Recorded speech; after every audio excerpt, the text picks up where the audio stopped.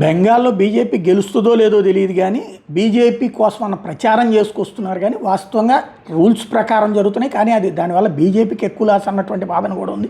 ముస్లిం polarisation ఎక్కువగా పెరిగిపోయింది అన్నటువంటి వాదన ఉంది. క్రిందటిసారి 75 దాకా 71 ఏమో వచ్చినాయి. ఈసారి ఇంకా తగ్గుతాయన్న వాదన ఉంది. లేదు బీజేపీ అధికారంలోకి వస్తున్న వాదన ఉంది. ఇవన్నీ మనం ఏం ధృవీకరించలేం.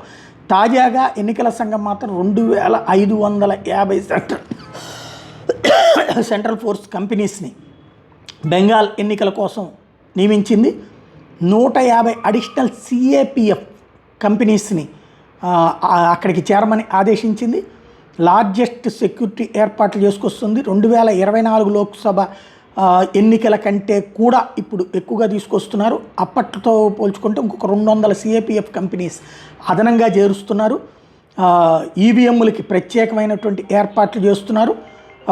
భారీ ఎత్తున పోలీసు బలగాల్ని మోహరిస్తున్నారు. Hello sir.